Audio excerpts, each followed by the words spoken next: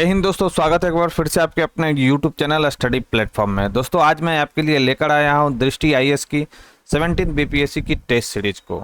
आज की इस वीडियो में हम लोग प्रैक्टिस सेट नंबर ए को देखने वाले हैं। कुल इसमें जो है दोस्तों 15 सेट मुझे दृष्टि आईएएस के मिले हैं, तो आज हम लोग सेट ए को डिस्कस करने वाले हैं। और यहाँ पर मैं आपको इन्फॉर्मेशन देना चाहता हूँ दोस्तों कि इस वीडियो में मैंने केवल क्वेश्चंस जो दिए गए हैं इसमें उसका केवल आंसर यहाँ पर मैंने बताया है, उसको फुल डिटेल मैंने मतलब एक्सप्लेनेशन इसका मैंने नहीं किया है, क्योंकि अगर मैं एक एक क्वेश्चन को एक्सप्लेन करता जाऊं तो वीडियो काफ़ी लंबा हो जाएगा दोस्तों। तो उसी को ध्यान में रखते हुए मैंने केवल यहाँ पर आंसर को बताया है। डिटेल इसका जो है दोस्तों इस वीडियो का आपको मेरे टेलीग्राम चैनल पर मिल जाएगा। मैं वहाँ पर क्वेश्चन और इसका जो सॉल्यूशन है वो दोनों आपको प्रोवाइड करा दूंगा। तो उससे पहले दोस्तों जिन लोगों ने अभी तक हमारे चैनल को सब्सक्राइब नहीं किया तो सब्सक्राइब कर ले, बेल आइकन को प्रेस कर ले ताकि नई वीडियो की नोटिफिकेशन सबसे पहले आपको मिल सके। साथ ही साथ वीडियो पसंद आए तो प्लीज़ इस वीडियो को ज़्यादा से ज़्यादा लाइक करें और अपने दोस्तों के साथ इसे शेयर करना ना भूलें दोस्तों। तो चलिए आज के फर्स्ट क्वेश्चन के साथ इस डिस्कशन को स्टार्ट करते हैं। फर्स्ट है कि हाल ही में जन समाचारों में रही मेकेदातु परियोजना किन नदियों के संगम पर स्थित है। तो याद रखना है कि मेकेदातु जो परियोजना है वह किन नदियों के संगम पर स्थित है। तो यह कावेरी और उसकी सहायक नदी जो है अर्कावती उसके संगम पर स्थित है मेकेदातु परियोजना। राइट आंसर की बात करें तो राइट आंसर हो जाएगा ऑप्शन डी। नेक्स्ट है कि भारतीय राष्ट्रीय भुगतान निगम के संबंध में निम्नलिखित कथनों पर विचार कीजिए। पहला है कि यह भारत में खुदरा भुगतान और निपटान प्रणाली के संचालन के लिए एक छत्र संगठन है। तो यह स्टेटमेंट बिल्कुल सही है। यह भुगतान और निपटान प्रणाली अधिनियम 2007 के प्रावधानों के तहत भारतीय रिजर्व बैंक और भारतीय बैंक संघ की एक पहल है। तो यह भी स्टेटमेंट इसमें जो है दोस्तों बिल्कुल सही है कि यह भुगतान और निपटान प्रणाली अधिनियम 2007 के प्रावधानों के तहत भारतीय रिजर्व बैंक और भारतीय बैंक संघ की एक पहल है। तीसरा स्टेटमेंट इसमें कह रहा है दोस्तों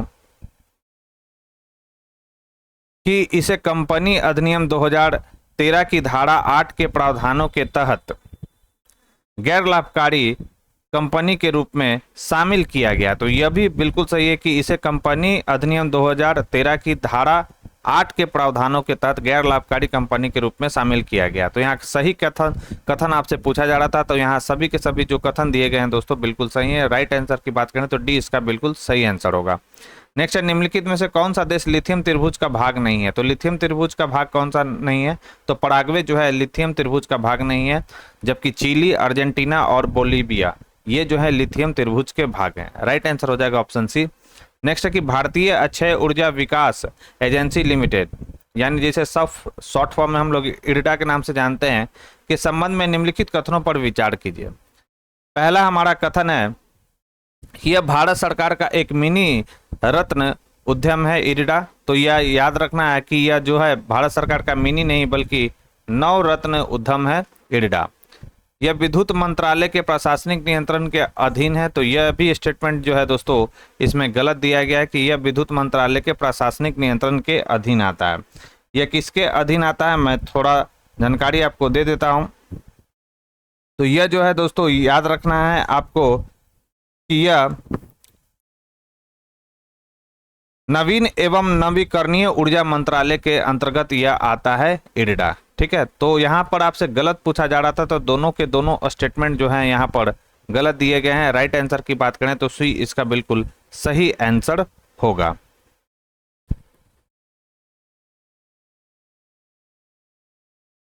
नेक्स्ट हमारा क्वेश्चन है 5 नंबर क्वेश्चन क्या कह रहा है दोस्तों। अटलांटिक डिक्लेरेशन के संबंध में निम्नलिखित कथनों पर विचार कीजिए। पहला कि संयुक्त राज्य अमेरिका और यूरोपीय संघ ने 21वीं सदी के अमेरिकी यूरोपीय संघ आर्थिक साझेदारी के लिए अटलांटिक डिक्लेरेशन की घोषणा की। तो अमेरिका और यूनाइटेड किंगडम का है, ना कि यूरोपीय संघ का है। तो ये स्टेटमेंट तो हमारा गलत हो गया। सेकेंड स्टेटमेंट हमारा है कि यह डिक्लेरेशन आघात सह विविध और सुरक्षित आपूर्ति श्रृंखला बनाने पर केंद्रित है जो रणनीतिक निर्भरता को कम करती है। तो यह स्टेटमेंट जो है दोस्तों बिल्कुल सही दिया गया है। राइट आंसर की बात करें तो बी इसका बिल्कुल सही आंसर होगा। नेक्स्ट है भारत और निम्नलिखित में से किस देश के बीच द्विपक्षीय सैन्य अभ्यास एक्वेरियन आयोजित किया गया। तो एक वेडिन जो है भारत और मालदीव के बीच आयोजित होने वाला एक सैन्य अभ्यास है, याद रखना है। राइट आंसर की बात करें तो सी इसका बिल्कुल सही आंसर होगा। नेक्स्ट है, निम्नलिखित में से किस देश ने फतह नामक हाइपरसोनिक मिसाइल विकसित की है? तो हाइपरसोनिक नामक मिसाइल जिसका नाम है फतह, वह किसके द्वारा विकसित किया गया? तो ईरान देश के द्वारा यह विकसित किया गया। राइट आंसर हो जाएगा बी। नेक्स्ट है, भारत के पहले अंतर्राष्ट्रीय क्रूज पोत का नाम क्या है? इंपॉर्टेंट सवाल है। तो भारत के पहले अंतर्राष्ट्रीय क्रूज पोत का नाम है दोस्तों MV एम्प्रेस। MV एम्प्रेस जो है भारत की पहली अंतर्राष्ट्रीय क्रूज पोत है। राइट आंसर हो जाएगा 8 का सी। नेक्स्ट है, निम्नलिखित में से किस मंत्रालय ने पोषण ट्रैकर एप्लीकेशन लॉन्च किया? तो पोषण ट्रैकर एप्लीकेशन किस मंत्रालय के द्वारा लॉन्च किया गया है? तो यह महिला एवं बाल विकास मंत्रालय के द्वारा पोषण ट्रैकर एप्लीकेशन लॉन्च किया गया। राइट आंसर होगा डी। नेक्स्ट है, भारत के रक्षा मंत्रालय ने निम्नलिखित में से किस देश से MQ-9B सशस्त्र ड्रोन की खरीद के लिए स्वीकृति प्रदान की है? तो यह हुआ है समझौता किसके बीच? भारत और USA के बीच। ठीक है, इस ड्रोन का नाम आपको याद रखना है MQ-9B सशस्त्र ड्रोन। 11 नंबर क्वेश्चन है कि भारतीय रुपए के अंतर्राष्ट्रीयकरण के संबंध में निम्नलिखित कथनों पर विचार कीजिए। पहला कथन है हमारा कि यह एक ऐसी प्रक्रिया है जिसमें सीमा पार लेन देन में भारतीय रुपए का उपयोग बढ़ाना शामिल है। तो यह बिल्कुल सही है। भारतीय रुपए के अंतर्राष्ट्रीयकरण में क्या होता है कि सीमा पार लेन देन में भारतीय रुपए का उपयोग बढ़ाना क्या होता है, इसमें शामिल होता है। दूसरा है कि यह मुद्रा के अधिमूल्यन के साथ विनिमय दर की अस्थिरता को कम करके भारतीय अर्थव्यवस्था का समर्थन करने पर केंद्रित है। तो यह भी स्टेटमेंट जो है इसमें सही दिया गया है। राइट आंसर की बात करें, सही पूछा जा रहा था तो सी इसका बिल्कुल सही आंसर होगा। नेक्स्ट है, निम्नलिखित में से कौन सा देश ग्लोबल साउथ का हिस्सा नहीं है?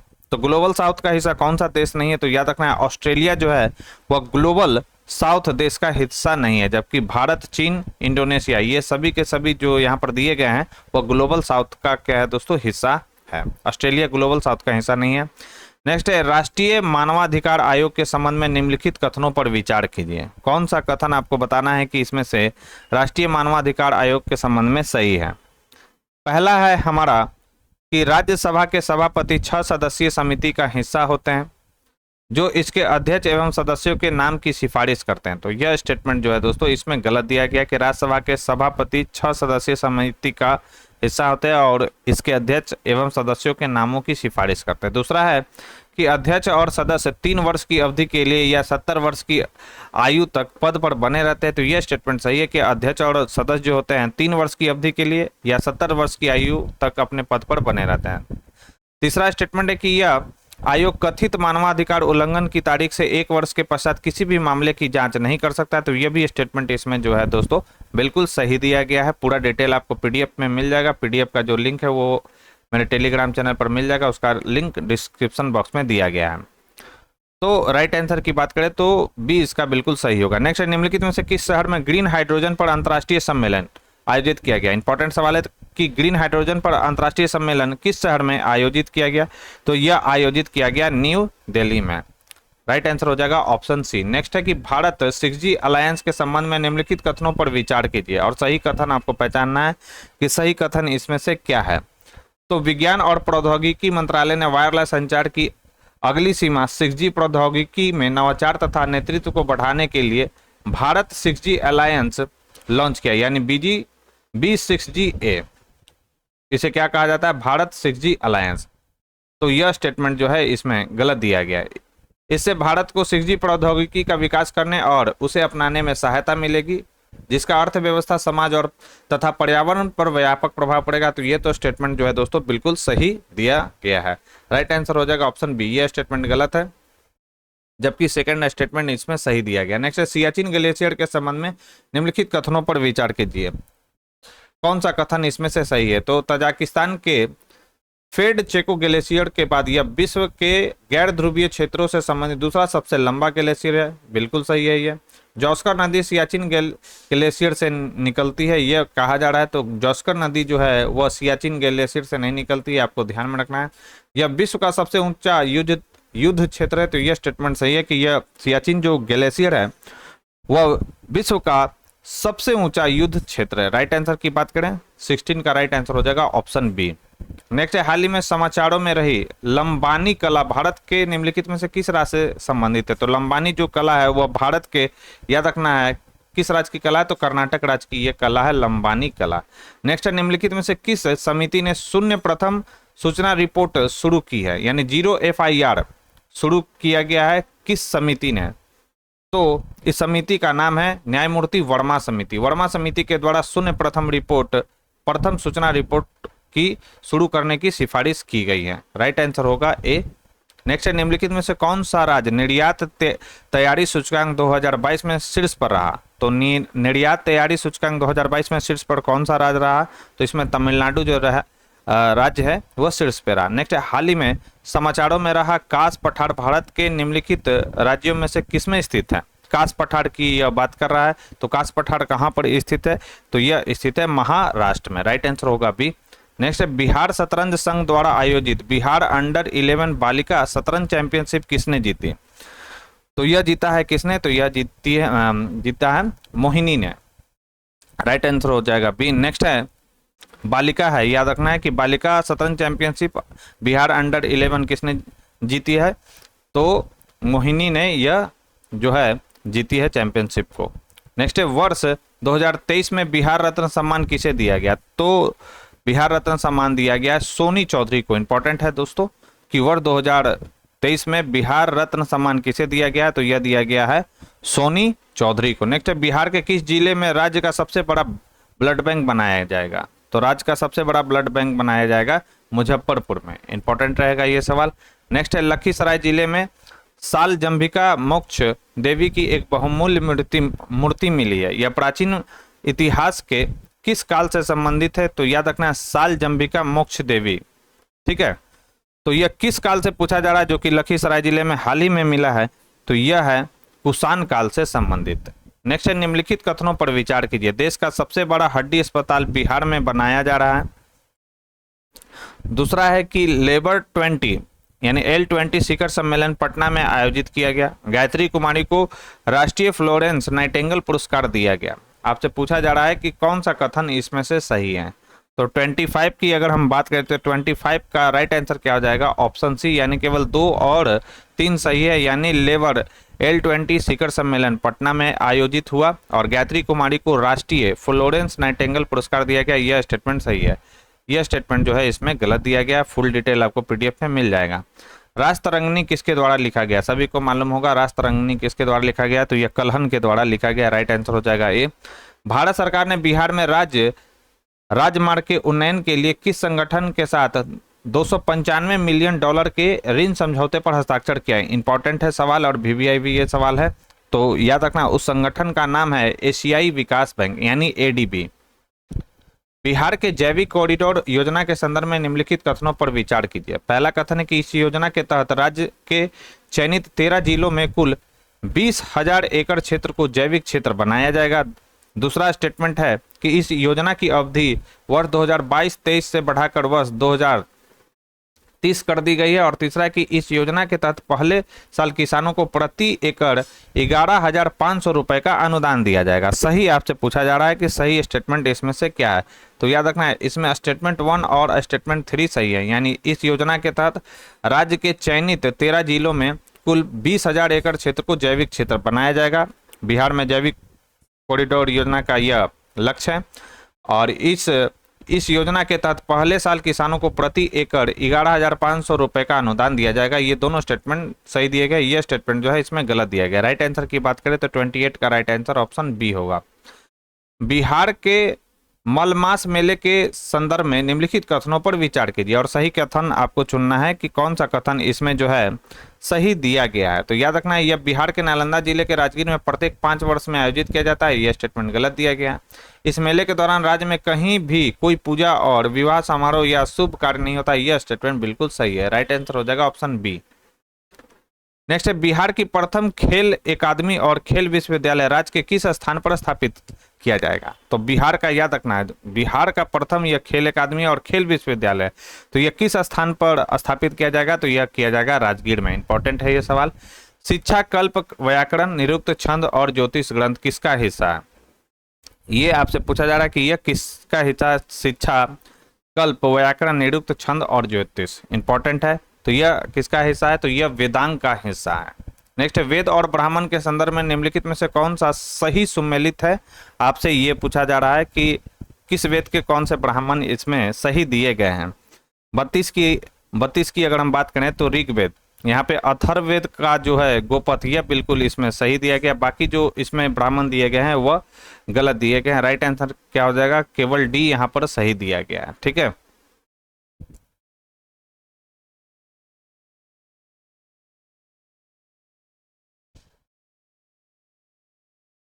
तो अगर हम बात करें ऋग्वेद के, तो ऋग्वेद के ब्राह्मण का नाम क्या है, तो इनके दो ब्राह्मण हैं, एक है ऐतरेय और दूसरा कौन सा है, तो कौशितिकी।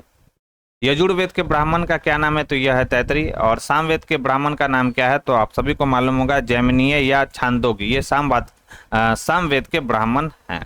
ठीक है, और अथर्ववेद के ब्राह्मण का नाम क्या है, गोपथ है, याद रखना है आपको। तो ऋग्वेद का कौन हो गया, ऐतरेय और कौशितिकी, ये ऋग्वेद के हैं। यजुर्वेद के तैतरीय, सामवेद के कौन है, तो जैमिनीय है या छांदोग्य, ये दो ब्राह्मण सामवेद का आपको याद रखना है। नेक्स्ट है कि बौद्ध धर्म के निम्नलिखित ग्रंथों में से किसमें बुद्ध के पूर्व जन्मों की जातक कहानियां, बुद्ध के पूर्व जन्मों की जातक की कहानियों का उल्लेख कहां पर किया गया है। राइट आंसर हो जाएगा खुद्दक निकाय में। इंपॉर्टेंट सवाल है दोस्तों, याद रखना है आपको, क्योंकि खुद्दक निकाय में क्या क्या किया गया है, बुद्ध के पूर्व जन्मों की जातक कहानियों की सूची मिलती है इस खुद्दक निकाय में। नेक्स्ट क्वेश्चन की अगर हम बात करें तो नेक्स्ट हमारा क्वेश्चन क्या है, तो नेक्स्ट क्वेश्चन है हमारा 34 नंबर। एक मिनट दोस्तों, तो 34 नंबर सवाल है कि मेगास्थनी जिन्हें भारतीय इतिहास में पहला राजदूत माना जाता है, निम्नलिखित में से किस राजा के शासनकाल में भारत आया था। तो यह किस राजा के शासनकाल में भारत आया था, तो चंद्रगुप्त मौर्य के शासनकाल में भारत आया था। अब सूची 1 को सूची 2 से मिलान करना। फाहियान किसके समय आया था, तो आपको मालूम होना चाहिए कि फाहियान जो है वह गुप्त वंश के दौरान आया था, चंद्रगुप्त विक्रमादित्य के समय आया था फाहियान। वेनसांग जो है हर्षवर्धन के शासनकाल में आया था, बिल्कुल सही है। अल मसूदी और इब्न बतूता, तो इब्न बतूता जो है वह तुगलक वंश के शासनकाल में आया था, और अल मसूदी जो है गुर्जर प्रतिहार वंश के अंतर्गत ये आया था। तो ए का क्या हो जाएगा 1, बी का हो जाएगा 2, सी का हो जाएगा 4 और डी का क्या हो जाएगा दोस्तों 3। तो इस क्वेश्चन का राइट आंसर हो जाएगा 1 2 4 3। तो 1 2 4 3 किस में है, तो यह है ऑप्शन बी में। राइट आंसर हो जाएगा ऑप्शन बी। नेक्स्ट, निम्नलिखित में से कौन सा अभिलेख और उसका काल सही सुमेलित नहीं है, सही सुमेलित नहीं पूछा जा रहा है। राइट आंसर की बात करें तो खारवेल का जो हाथी गुफा अभिलेख है वह 5वीं शताब्दी ईसा पूर्व का है, यह स्टेटमेंट जो है इसमें गलत दिया गया। जबकि रुद्रदामन का जूनागढ़ 2री शताब्दी ईसा पूर्व का अभिलेख है। समुद्रगुप्त की जो प्रयाग प्रशस्ति है 4वीं शताब्दी ईसा पूर्व का है। ये पुलकेशिन द्वितीय की एहोल जो प्रशस्ति है वह 7वीं सदी ईसा पूर्व का। यह तीनों इसमें सही दिए गए। कौन सुमेलित नहीं है, तो राइट आंसर हो जाएगा ए, सुमेलित नहीं है। नेक्स्ट है हड़प्पा। हड़प्पा किस नदी के तट पर है, रावी नदी के तट पर है, सभी को मालूम होगा। तो ए का क्या हो जाएगा 2 हो जाएगा। चान्होदरो की अगर हम बात करें तो चान्होदरो किस नदी के तट पर है, तो यह सिंधु नदी के तट पर है। कालीबंगन की अगर हम बात करें तो कालीबंगन जो हो जाएगा वह घग्गर नदी के, और धौलावीरा कहाँ पर हो जाएगा, लूनी नदी। राइट आंसर की बात करें तो ए का 2 हो जाएगा, बी का 1, सी का 3 और डी का क्या हो जाएगा 4। तो इस क्वेश्चन का राइट आंसर हो जाएगा ऑप्शन सी। 37 का राइट आंसर होगा सी। नेक्स्ट है हमारा निम्नलिखित में से कौन मोहनजोदड़ो में नहीं पाया जाता है, तो मोहनजोदड़ो में क्या नहीं पाया जाता है। राइट आंसर हो जाएगा दफनाए गए मृतभांड यहाँ पर नहीं पाए गए हैं। नृत्य करती हुई महिला की कांस्य प्रतिमा मोहनजोदड़ो से मिला। मातृ देवी की मिट्टी की आकृति मोहनजोदड़ो से मिला। पशुपति शिव की मोहर यह भी मोहनजोदड़ो से मिला। नेक्स्ट निम्नलिखित में से कौन सा पुराण सबसे प्राचीन पुराण है, तो सबसे प्राचीन पुराण कौन सा है, तो मत्स्य पुराण जो है सबसे प्राचीन पुराण है। भगवत गीता महाभारत के किस भाग से ली गई है, तो यह याद रखना कि जो भगवत गीता है महाभारत के किस भाग से लिया गया है, तो यह भीष्म पर्व से लिया गया भगवत गीता। इंपॉर्टेंट है ये सवाल। प्राचीन भारतीय ग्रंथ में वर्णित प्रसिद्ध दस राज्य युद्ध किस नदी के तट पर लड़ा गया था, तो याद रखना यह पड़ोसनी यानी रावी नदी के तट पर लड़ा गया था 10 राग युद्ध। बुद्ध के जीवन की निम्नलिखित घटनाओं में से कौन सी सही सुमेलित है, यह पूछा गया है। कौन सा सही सुमेलित है, तो निर्वाण होता है बुद्ध का ज्ञान उदय, यह होता है, बिल्कुल यह सही है। महाभिष्कर्मण जो है यह क्या है, प्रथम उपदेश नहीं है, याद रखना है। धर्म चक्र परिवर्तन यह होता है क्या, धर्म चक्र पर जो परिवर्तन है यह होता है प्रथम उपदेश। इनका का कहलाता है। और गृह त्याग की घटना को कहा जाता है महाविनिष्क्रमण। और महापरिनिर्वाण का अर्थ होता है उनके भौतिक अस्तित्व का अंत। तो यहाँ पर केवल सही पूछा जा रहा था, तो निर्वाण का अर्थ होता है बुद्ध का ज्ञानोदय। राइट आंसर की बात करें तो 42 का राइट आंसर क्या हो जाएगा, ऑप्शन बी बिल्कुल सही आंसर होगा। नेक्स्ट है हमारा बौद्ध संगीति और घटना का असर। प्रथम बौद्ध संगीति कहाँ पर हुआ था, तो प्रथम बौद्ध संगीति हुआ था राजगीर में। द्वितीय बौद्ध संगीति कहाँ पर हुआ था, वैशाली में। तृतीय बौद्ध संगीति पाटलिपुत्र में। और चौथा कहाँ पर हुआ था, कश्मीर में। राइट आंसर की बात करें तो 2, 3, 1, 4 इसका बिल्कुल सही आंसर हो जाएगा। तो 2, 3, 1, 4 किस में है, तो यह है ऑप्शन बी में। 43 का राइट आंसर हो जाएगा ऑप्शन बी। नेक्स्ट है बौद्ध धर्म के संबंध में निम्नलिखित में से कौन सा सही है। कौन सा सही आपको पहचानना है, तो याद रखना है महाविभाष सूत्र वसुमित्र द्वारा लिखा गया था, यह स्टेटमेंट बिल्कुल सही है। नेक्स्ट निम्नलिखित में से किसे स्वर्ग के बुद्ध के रूप में संदर्भित किया गया। स्वर्ग का बुद्ध, याद रखना है स्वर्ग के बुद्ध के रूप में किसे संदर्भित किया गया है, राइट आंसर हो जाएगा अमिताभ को। सूची 1 को सूची 2 से मिलान करना। विश्वविद्यालय और संस्थापक, तो नालंदा विश्वविद्यालय के संस्थापक कौन थे, कुमारगुप्त। प्रथम विक्रमशिला को किसने बनवाया था, तो धर्मपाल ने, ठीक है। और बात करें जगदल, तो 46 का राइट आंसर अगर हम बात करें, जगदल को बनाया था इसके संस्थापक थे रामपाल। और वल्लभी को विश्वविद्यालय के संस्थापक कौन थे, तो भट्टारक। तो राइट आंसर हो जाएगा ए का 4 हो जाएगा, बी का 1 हो जाएगा, सी का 2 हो जाएगा और डी का क्या हो जाएगा 3। तो इस क्वेश्चन का राइट आंसर हो जाएगा 4, 1, 2, 3। तो 4, 1, 2, 3 किस में है, तो 4, 1, 2, 3 एक ही ऑप्शन में, यह है ऑप्शन ए। राइट आंसर होगा ऑप्शन ए। नेक्स्ट है निम्नलिखित में से किस जैन तीर्थंकर का नाम ऋग्वेद में मिलता है। तो याद रखना है किनका नाम ऋग्वेद में देखने को आपको मिलता है, तो ऋषभदेव और अरिष्टनेमी, इन दोनों का नाम जो है जैन तीर्थंकर हैं ये, और इनका नाम ऋग्वेद में हमें देखने को मिलता है। नेक्स्ट है निम्नलिखित में से कौन सा जैन धर्म की प्रतिज्ञाओं का हिस्सा नहीं है, ठीक है। तो सत्य, अहिंसा, अपरिग्रह, गृहस्थ जो है यह 48 की अगर हम बात करें तो यह जैन धर्म की प्रतिज्ञाओं का हिस्सा नहीं है। जबकि 5 आपने पंच महाव्रत का नाम आपने सुना होगा, पंच महाव्रत, ठीक है। तो उसमें सत्य, अहिंसा, अपरिग्रह, अस्तेय ये सब आता है उसमें। तो ब्रह्मचर्य ये भी आपने सुना होगा। तो ये 5 महाव्रत जो है जैन धर्म की प्रतिज्ञाओं का हिस्सा है। गृहस्थ जो है इसमें यह हिस्सा नहीं है। जैन धर्म महावीर के संदर्भ में निम्नलिखित में से कौन सा कथन सही नहीं है। कौन सा कथन आपको सही नहीं है यह पहचाना है। तो याद रखना महावीर ने पाटलिपुत्र में प्रथम जैन संगीति में भाग लिया था, यह स्टेटमेंट जो है गलत दिया गया है। महावीर ने अपना प्रथम उपदेश पावापुरी में दिया था, यह स्टेटमेंट इसमें सही है। महावीर ने रिज्जू पालिका नदी के तट पर केवल यानी ज्ञान को प्राप्ति, संपूर्ण ज्ञान की प्राप्ति किया था, यह भी स्टेटमेंट सही है। महावीर ने जैन धर्म के 5 व्रतों ब्रह्मचर्य को सम्मिलित किया था। 4 महाव्रत पहले से ही चल आ रहे थे। 5वां जो महाव्रत था वो किसने ऐड किया था, तो महावीर स्वामी ने। तो यह स्टेटमेंट बिल्कुल सही है। स्यादवाद और अनेकांतवाद के सिद्धांत निम्नलिखित में से किससे संबंधित है, किस धर्म से संबंधित है। तो याद रखना यह जैन धर्म से संबंधित है, स्यादवाद और अनेकांतवाद। अशोक के अभिलेख निम्नलिखित में से किस लिपि में लिखे गए हैं। तो अशोक के जो अभिलेख हैं वह ग्रीक, अरमाइक और खरोष्टी ये सभी लिपि में लिखे गए। राइट आंसर की बात करें तो 51 का राइट आंसर हो जाएगा डी। सर्वाधिक किस लिपि में लिखा गया, तो ब्राह्मी लिपि में, याद रखना है आपको। अशोक से संबंधित निम्नलिखित कथनों में से कौन सा कथन सही है आपको पहचानना है। तो कौन सा कथन सही है, अशोक ने 361 ईस्वी पूर्व में कलिंग युद्ध को लड़ा था। तो याद रखना 361 नहीं था, यह 261 बीसी में कलिंग युद्ध पर युद्ध लड़ा था अशोक के द्वारा। तो यह स्टेटमेंट तो गलत हो गया। अशोक के प्रमुख अभिलेख 13 में कलिंग युद्ध का वर्णन है, तो यह स्टेटमेंट बिल्कुल सही है। राइट आंसर की बात करें 20 का बिल्कुल सही होगा। मौर्य शासन में गोप शब्द का प्रयोग किसके लिए किया जाता था। तो गोप शब्द का जो प्रयोग है वह प्रशासनिक इकाइयों के प्रभारी के रूप में मौर्य शासन में किया जाता था, गोप शब्द का प्रयोग। नेक्स्ट निम्नलिखित में से कौन दिल्ली सल्तनत में पत्राचार विभाग था। पत्राचार विभाग आपसे पूछा जा रहा है, तो पत्राचार विभाग था कौन सा, तो यह था दीवाने इंसा। राइट आंसर हो जाएगा सी। नेक्स्ट दिल्ली सल्तनत के दौरान चहलगानी को किस नाम से जाना जाता था। तो इसे 40 तुर्क गुलाम अमीर का तुर्काने चहलगानी का नाम आपने सुना होगा। तो 40 तुर्क गुलाम का यह संगठन था। राइट आंसर की बात करें तो 5 का राइट आंसर हो जाएगा ए। और ये तुर्काने चहलगानी संगठन को किसने बनाया था? तो इल्तुतमिश ने बनाया था। और जिसको खत्म किसके द्वारा किया गया था? तो बलबन के द्वारा।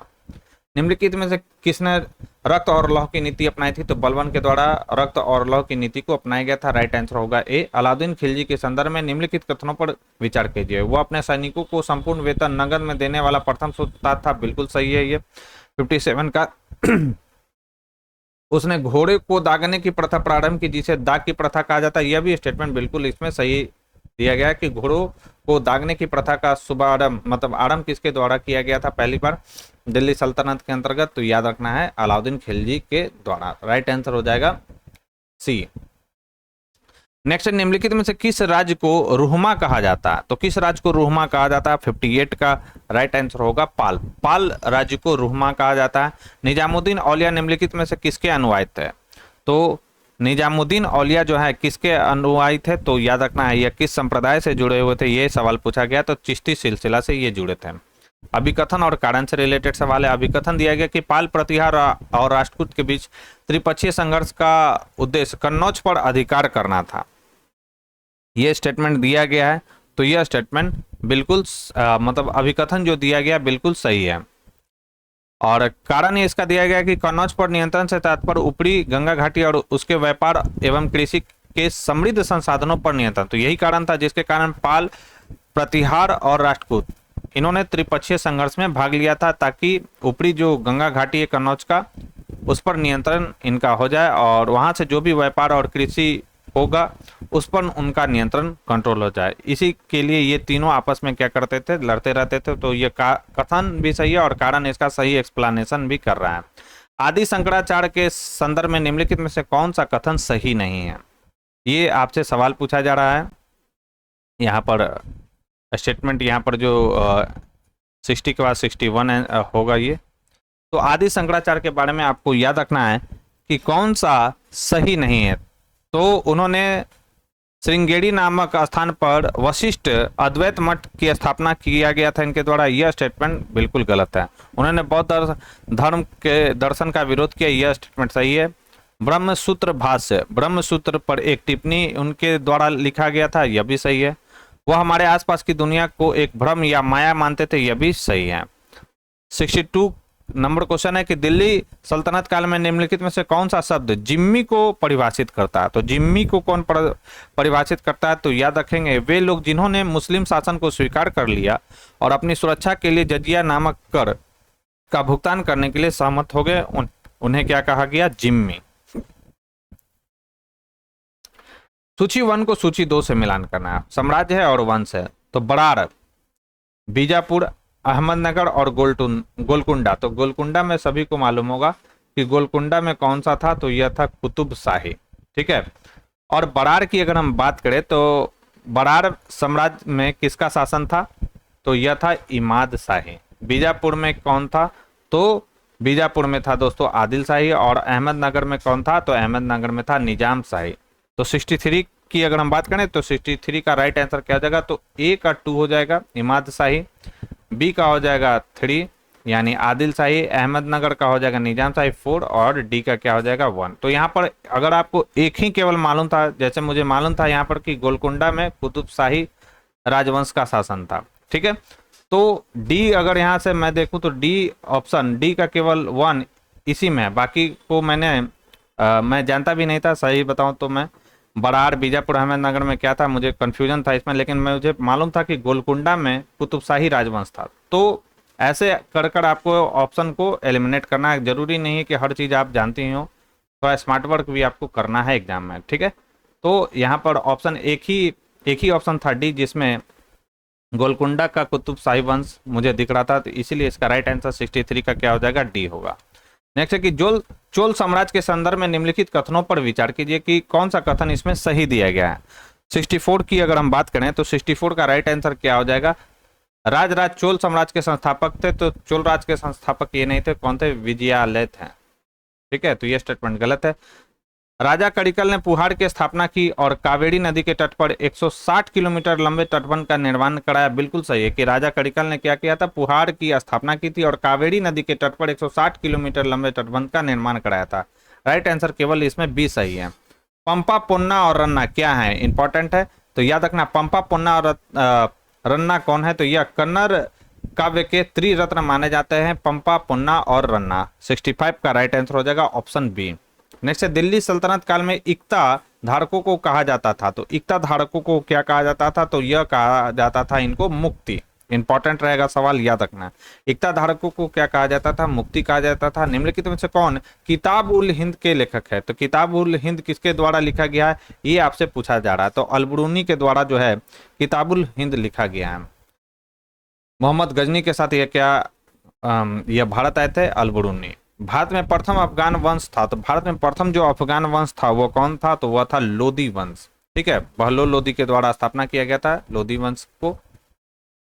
तराइन का प्रथम युद्ध निम्नलिखित में से किस वर्ष लड़ा गया, तो 1191 ईस्वी में मोहम्मद गौरी और पृथ्वीराज चौहान के बीच तराइन का प्रथम युद्ध लड़ा गया था, और इस युद्ध में मोहम्मद गौरी क्या होता है, पराजित हो जाता है पृथ्वीराज चौहान से। जबकि द्वितीय युद्ध कब हुआ था तराइन का, तो 1192 ईस्वी में हुआ था, और इसमें क्या होता है, मोहम्मद गौरी विजयी हो जाता है।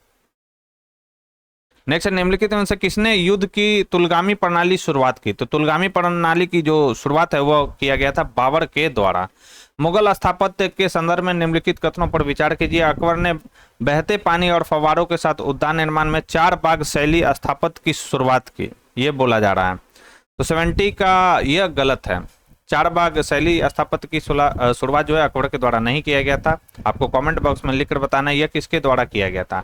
रामबाग भारत का पहला मुगल उद्यान है जिसे पारंपरिक 4 बाग शैली में निर्मित किया गया था, तो बिल्कुल सही कि रामबाग जो भारत का पहला मुगल उद्यान था जिसे पारंपरिक 4 बाग शैली में निर्मित किया गया था। राइट आंसर की बात करें तो राइट आंसर हो जाएगा 71 का बी। नेक्स्ट है, सूची 1 को सूची 2 से मिलान करना। स्थापत्य है और के द्वारा निर्मित, जमाली मस्जिद, काबुली बाग मस्जिद, मरियम उजमानी, तो मरियम उज जमानी, तो मरियम उज जमानी मुझे मालूम है कि यह किसके द्वारा है, अकबर के द्वारा यह बनाया गया मरियम उजमानी का। ठीक है, अब आते हैं सी का 4 हम देखते हैं किस ऑप्शन में है, तो सी का 4 यहाँ पर बी ऑप्शन में है और ये सी ऑप्शन में। ठीक है, तो ए तो खत्म हो गया और इसी तरीके से डी भी खत्म हो गया।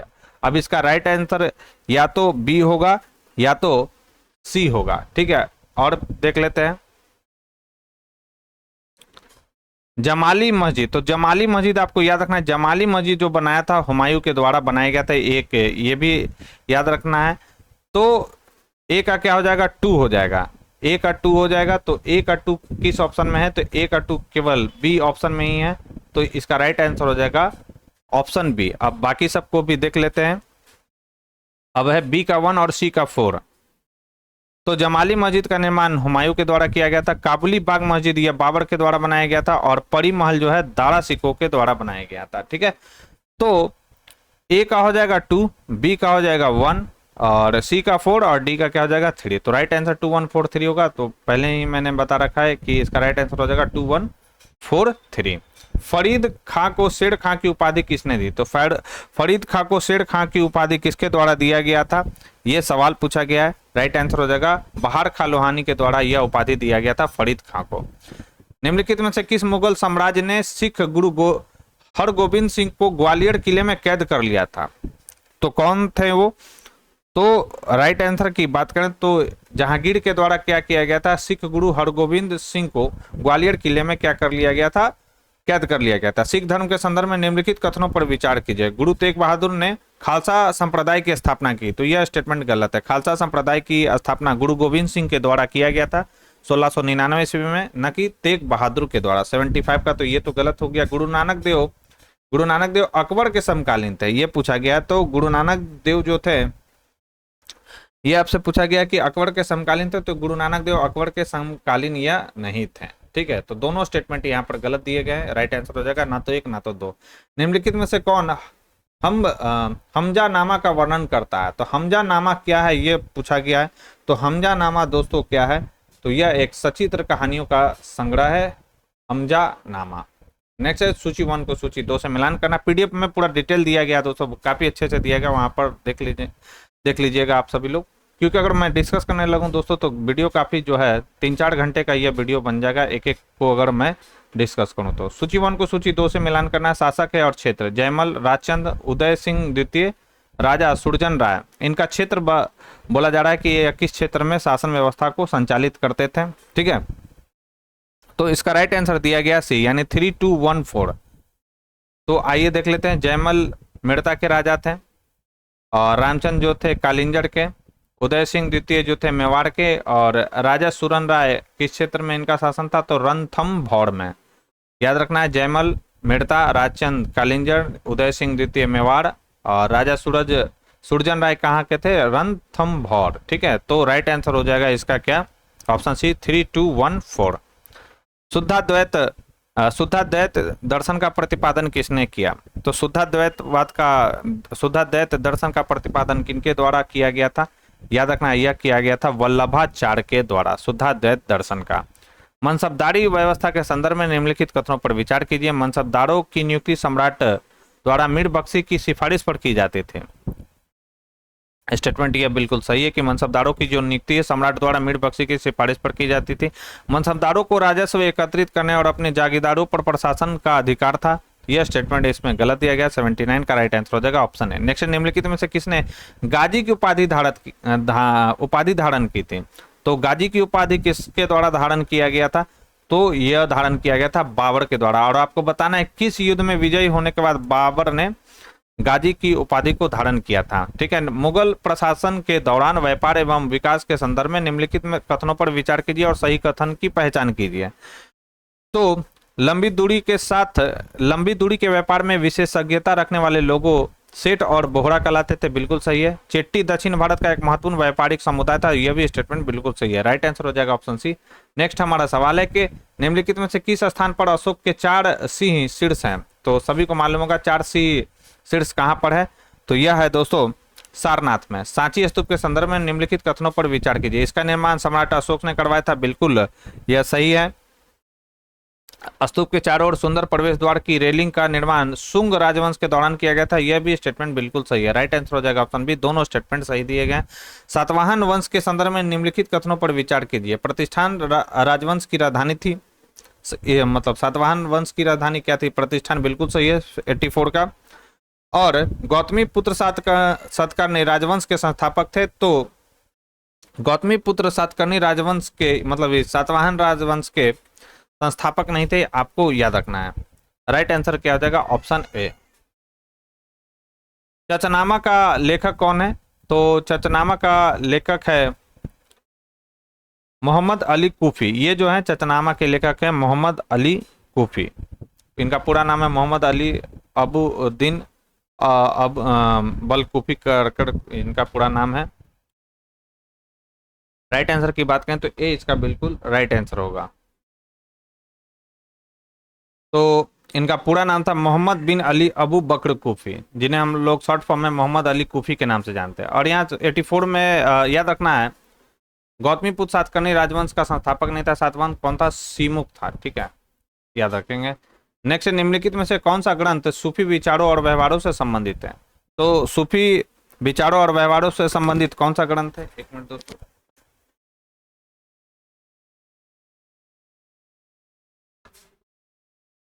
तो याद रखना है 86 का राइट आंसर क्या हो जाएगा, यह है कस्ब उल महजूब। यह सूफी विचारों और व्यवहारों से संबंधित है। नेक्स्ट है सिकंदर लोदी के संदर्भ में निम्नलिखित में से कौन सा कथन सही है, ये आपसे पूछा जा रहा है। इसने गजे सिकंदरी नामक गज की एक नई माप स्थापित किया, बिल्कुल सही है, गजे सिकंदरी इसी के द्वारा लाया गया था। इसने बाबर के साथ पानीपत की लड़ाई लड़ी थी, तो सिकंदर लोदी के द्वारा नहीं लड़ा गया था, इब्राहिम लोदी के द्वारा लड़ा गया था। यह स्टेटमेंट इसमें गलत दिया गया है। 87 का राइट आंसर क्या होगा, 87 का राइट आंसर हो जाएगा, केवल एक स्टेटमेंट इसमें सही दिया गया। शिवाजी के मंत्रियों के समूह को क्या कहा जाता था, तो यह कहा जाता था अष्ट प्रधान। और अष्ट दिग्गज किनके राज दरबार में रहते थे, तो कृष्ण देव राय, याद रखना, कृष्ण देव राय के दरबार में रहते थे अष्ट दिग्गज। ठीक है, 88 का राइट आंसर क्या होगा, 88 का राइट आंसर हो जाएगा ऑप्शन बी। निम्नलिखित में से भारत का कौन सा प्राचीन बंदरगाह भारत का पहला बाजार के नाम से जाना जाता है, तो भारत का पहला बाजार के नाम से कौन सा बंदरगाह है, मुजरिस। ये स्टेटमेंट याद रखना है, इंपॉर्टेंट सवाल है, वीवीआईपी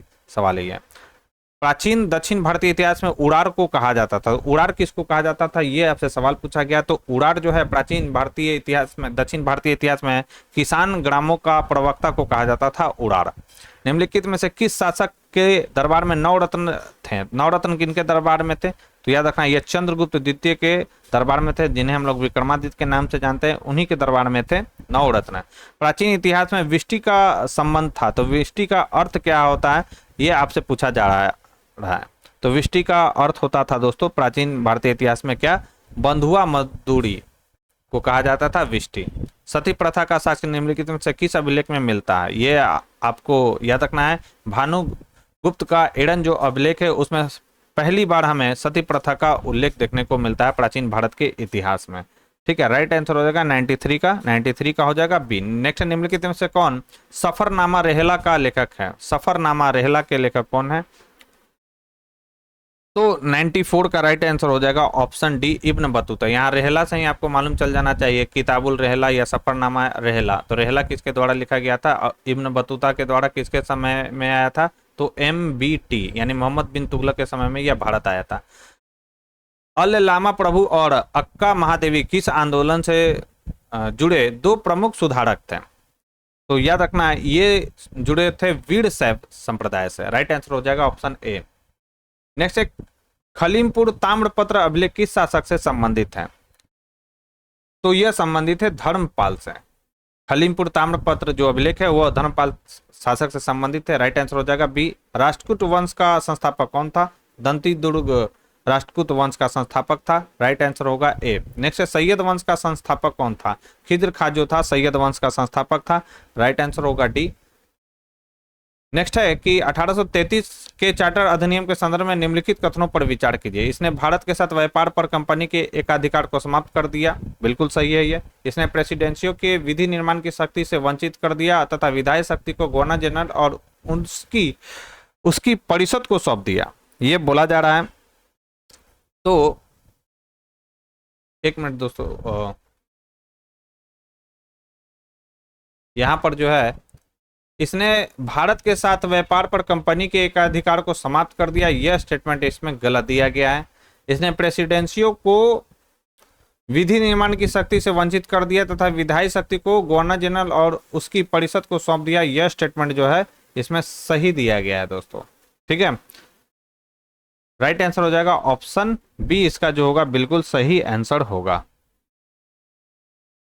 तो याद रखना है कि 1800 यह जो था भारत के साथ व्यापार पर कंपनी के अधिकार को समाप्त कर दिया, यह कौन सा अधिनियम था? तो यह था 1813 का अधिनियम, ना कि 1833 का अधिनियम। ठीक है, वर्ष 1922 में असहयोग आंदोलन के अचानक समाप्त होने का कारण कौन सी प्रमुख घटनाएं थी? याद रखना है। तो चौरी चौड़ा घटना के कारण क्या हुआ था? असहयोग आंदोलन को महात्मा गांधी के द्वारा क्या किया गया था? बंद कर दिया गया था। नेक्स्ट है, वर्ष 1849 में परमहंस मंडली का गठन निम्नलिखित में से किस सुधारक ने किया था? तो याद रखना किसके द्वारा किया गया था? परमहंस मंडली का यहाँ पर जिक्र किया गया है। तो राइट आंसर की बात करें तो राइट आंसर हो जाएगा ऑप्शन डी, दादोबा पांडुरंग के द्वारा परमहंस मंडली का गठन किया गया था। 101 का राइट आंसर हो जाएगा ऑप्शन डी। नेक्स्ट, निम्नलिखित में से कौन सा संगठन वर्ष 1930 में चटगांव शस्त्रागार पर छापे के लिए जिम्मेदार था? तो किसने किया था? तो यह किया गया था दोस्तों इंडियन रिपब्लिक आर्मी के द्वारा, जिन्होंने क्या किया था 1930 में चटगांव शस्त्रागार पर क्या किया था? धावा बोला था। और उसमें कौन महत्वपूर्ण थे आपको कमेंट बॉक्स में मुझे लिखकर बताना है।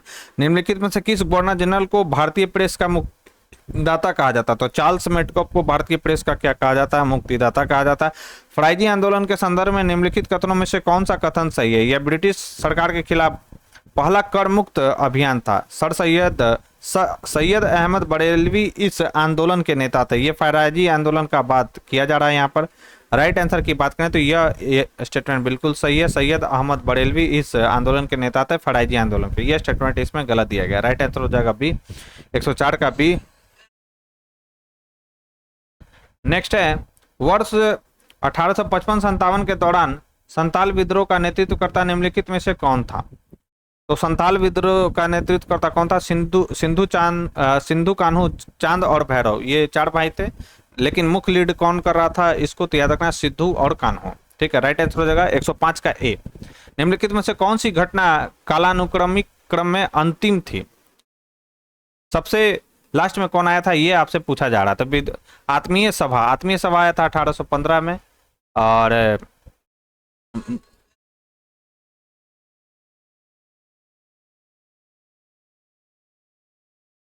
बंगाल सती विनियमन अधिनियम आया था 1829 में। विधवा पुनर्विवाह अधिनियम आया था कब? तो 1856 में। और उड डिस्पैच कब आया था? 1854 में। तो सबसे अंतिम में कौन हो जाएगा? तो विधवा पुनर्विवाह अधिनियम, जिसमें मुख्य भूमिका किनके द्वारा निभाया गया था? ईश्वर चंद्र विद्यासागर।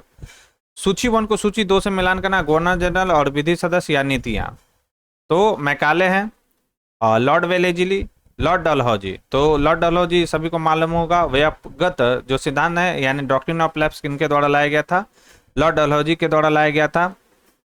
फिर है अस्थाई बंदोबस्त, और मैकाले के द्वारा अधोगामी निस्पंदन जो थ्योरी लाया गया था, यानी उच्च वर्गों से छनकर शिक्षा निम्न वर्गों तक जाएगा, यह मैकाले का कॉन्सेप्ट था। अस्थाई बंदोबस्त किसके द्वारा? तो ये कॉर्नवालिस के समय लाया गया था, यहाँ पर दिया होगा, हाँ।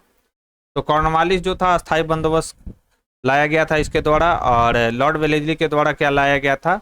तो सहायक संधि को लाया गया था, ठीक है। तो इसका राइट आंसर क्या हो जाएगा? इसका राइट आंसर 107 का राइट आंसर हो जाएगा ऑप्शन बी, इसका बिल्कुल सही आंसर होगा, ठीक है। ए का क्या हो जाएगा? 3 हो जाएगा। बी का क्या हो जाएगा? 4 हो जाएगा। ए का 3, बी का 4, सी का 1 और डी का क्या हो जाएगा? 2, जो कि किस ऑप्शन में है? तो यह है बी में। कोल विद्रोह जो कि 1831-32 का सही भौगोलिक स्थान कहां पर है? तो कोल विद्रोह कहां पर हुआ था, यह सवाल पूछा गया। पूर्वी भारत में हुआ था कोल विद्रोह। निम्नलिखित में से कौन फारसी भाषा के समाचार पत्र मिरातुल अखबार के से संबंधित है? तो मिरातुल अखबार से कौन संबंधित है? तो ये राजा राम मोहन राय संबंधित है। राइट आंसर होगा डी। वेलुथम्पी ने किस राज्य में अंग्रेजों के खिलाफ विद्रोह का नेतृत्व किया? तो वेलथम्पी का नाम आपने सुना होगा, काफी फेमस ये पर्सनैलिटी है। राइट आंसर हो जाएगा त्रावणकोर राज्य में। नेक्स्ट, वर्ष 1853 के चार्टर अधिनियम के संदर्भ में निम्नलिखित में से कौन सा कथन सही है? अधिनियम ने गवर्नर जनरल की परिषद के विधायी और कार्यकारी कार्यों को पृथक कर दिया, यह बोला जा रहा है, बिल्कुल सही है। यह पहली बार था जब भारतीय विधान परिषद में स्थानीय प्रतिनिधित्व था, तो यह बिल्कुल सही है। राइट आंसर हो जाएगा ऑप्शन सी। नेक्स्ट है हमारा, निम्नलिखित में से कौन सी घटना कालानुक्रमिक क्रम में पहली थी? कौन पहला था, ये आपसे पूछा गया। राइट आंसर हो जाएगा अभी प्रथम आंग्ल जो डच युद्ध था, यानी पहला आंग्ल डच युद्ध, वह पहले हुआ था। और ये कब हुआ था आपको मुझे कमेंट बॉक्स में लिखकर बताना है। नेक्स्ट, निम्नलिखित में से किस व्यक्ति ने द इंडियन एसोसिएशन की स्थापना किसके द्वारा किया गया था? तो यह किया गया था सुरेंद्रनाथ बनर्जी के द्वारा। नेक्स्ट, बक्सर का युद्ध के संदर्भ में निम्नलिखित कथनों पर विचार कीजिए। ब्रिटिश ईस्ट इंडिया कंपनी और मीर कासिम सिराजुद्दौला और शाह आलम द्वितीय की संयुक्त सेनाओं के बीच लड़ा गया था, बिल्कुल सही है स्टेटमेंट यह। इलाहाबाद की संधि 1675 ईस्वी में हस्ताक्षर किया गया, तो यह गलत है।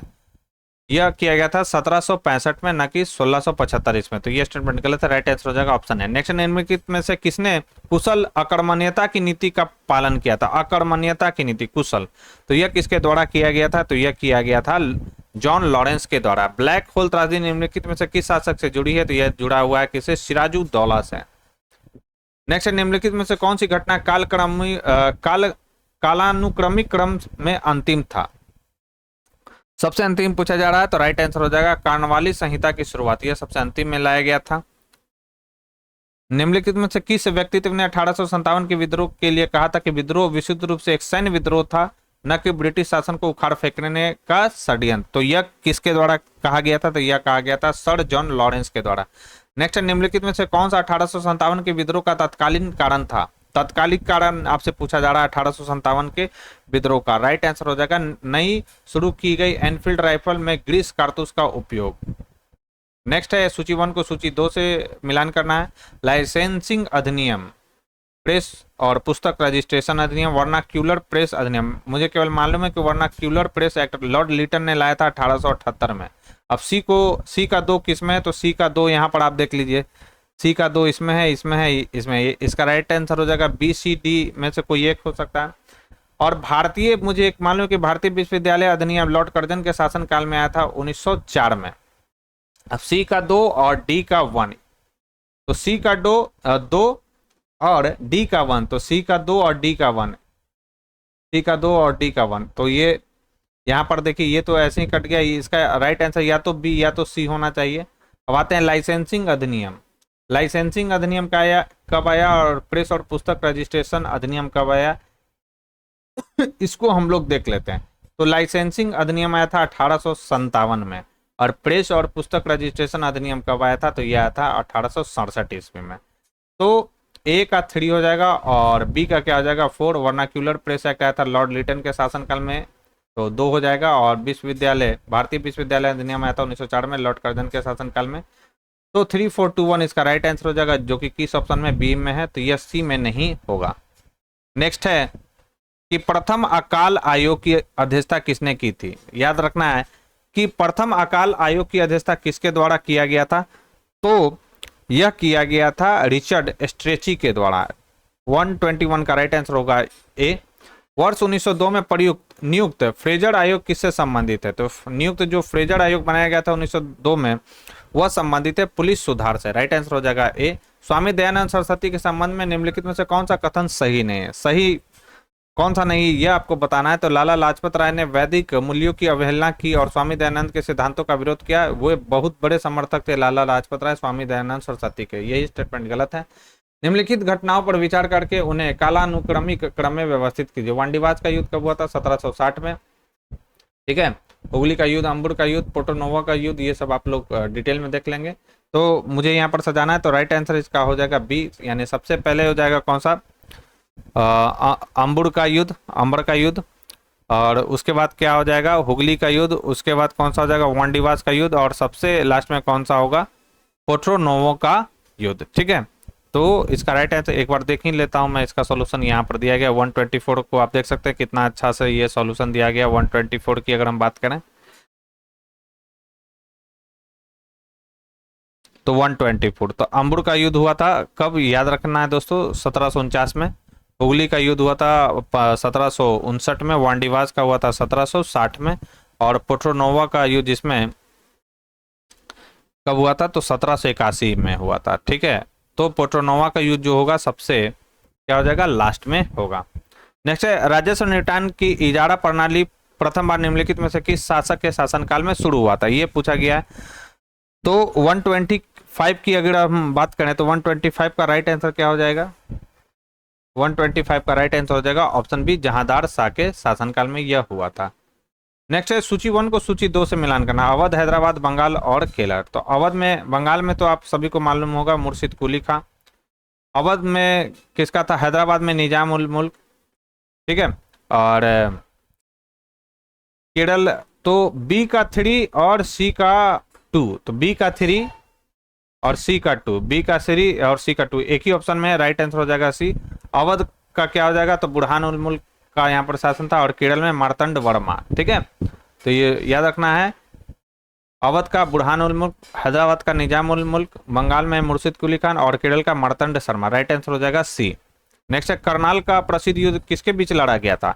तो करनाल का जो प्रसिद्ध युद्ध है दोस्तों वह किसके बीच लड़ा गया था, 127 की बात करें तो राइट आंसर हो जाएगा नादिर शाह और मोहम्मद शाह के बीच यह लड़ा गया था।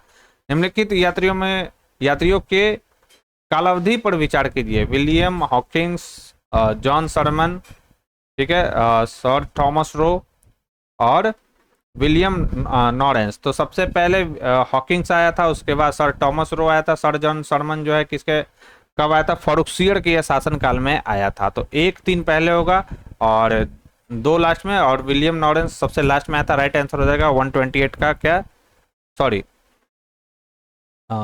यहाँ पर 128 का मैंने गलत लगा दिया है। तो सबसे पहले कौन आया था दोस्तों, याद रखना है, सबसे पहले